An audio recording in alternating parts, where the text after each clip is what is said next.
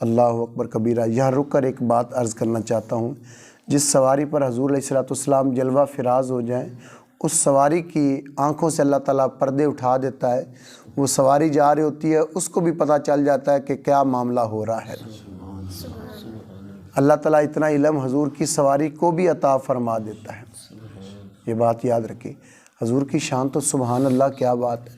یعنی جس سواری پر سرکار مدینہ سواری فرمائیں، اس سواری، اس جانور میں اللہ تعالیٰ اتنی طاقت اور اس کی آنکھوں سے اللہ تعالیٰ پردے اٹھا دیتا ہے، اس کا نور بصارت اتنا ہو جاتا ہے، نور بصیرت اتنا ہو جاتا ہے کہ جس صحابی رسول کو بھی بلانا ہوتا تھا نا، سرکار مدینہ اپنے گدھے مبارک حضرت یافور کو فرماتے جاؤ ابو ہریرہ کو بلا کر لاؤ۔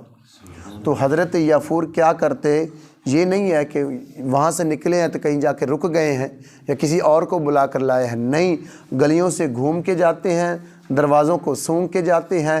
جو حضرت ابو ہریرہ کا دروازہ ہے یا جس صحابی رسول کو بلایا گیا ہے، اسی کے دروازے پر جا کر سر لگاتے، دروازہ کھٹکھٹاتے سر کے ساتھ، وہی صحابی رسول باہر آتا، حضور کی سواری کو دیکھ کر پہچان جاتا، مجھے حضور نے بلایا ہے، مجھے حضور نے بلایا ہے۔ اللہ اتنا علم تو حضور کی یار سواری کو عطا فرماتا ہے۔ تو نبی پاک کی شان تو سبحان اللہ، تو سواری کی یہ شان ہے، تو حضور کی امت کے اولیاء کی شان کیا ہوگی؟ بات سمجھ آ گئی؟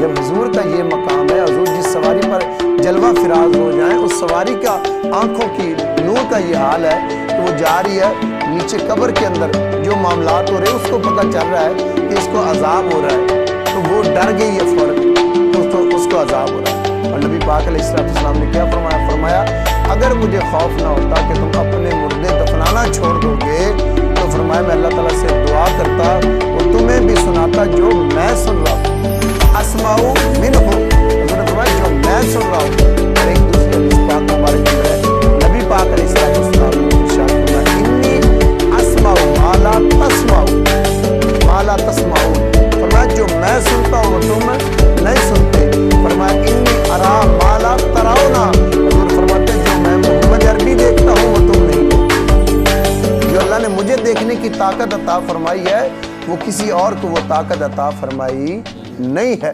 اللہ اکبر کبیرہ۔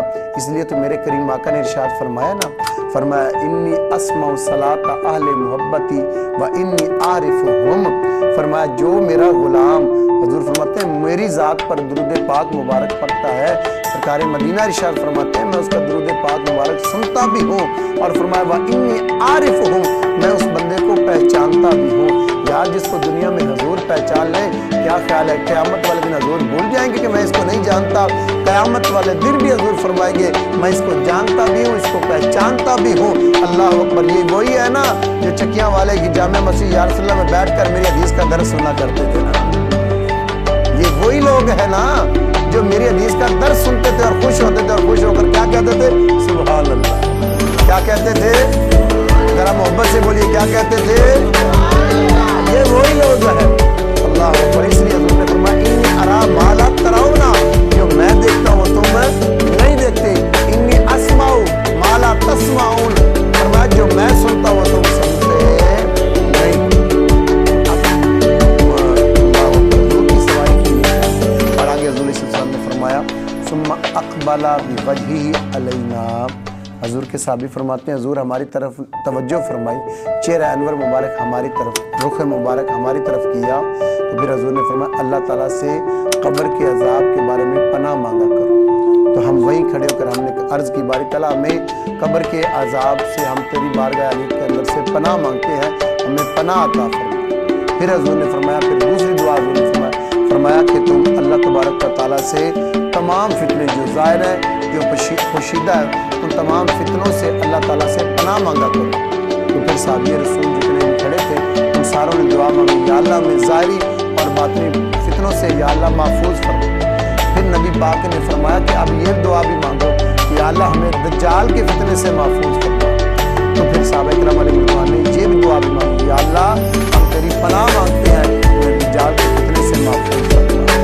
تو کیا یہ آپ دیکھتے ہیں ہم کتنے دن ہو گئے سے مشن کر رہے ہیں، یہ ہر حدیث پاک مبارک کا ہر حرف ہے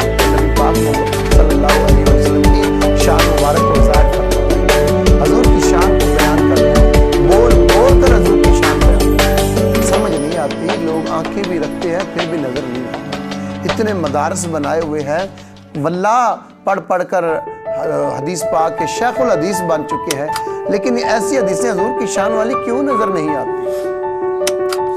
پھر بات وہی آتی ہے نا کہ بن عشق محمد جو پڑھتے ہیں بخاری، آتا ہے بخار ان کو آتی نہیں بخاری، جن کی طبیعت میں ہو عیاری و مکاری، آتا ہے بخار ان کو آتی نہیں بخاری۔ بخاری شریف انہی کو آتی ہے جن کے دل میں بخاری شریف والے محبوب علیہ السلام کی محبت ہوتی ہے، جن کے دل میں حدیث والے محبوب کی محبت ہوتی ہے، وہی حدیث پاک مبارک ان کو سمجھ آتی ہے، انہی کے دل کے اندر حدیث پاک کا نور اور حدیث پاک کا اجالا ہوتا ہے جو حدیث والے محبوب سے محبت فرماتے ہیں۔ اللہ تعالیٰ ہم سب کو نبی پاک علیہ السلام سے محبت عطا فرمائے اور حدیث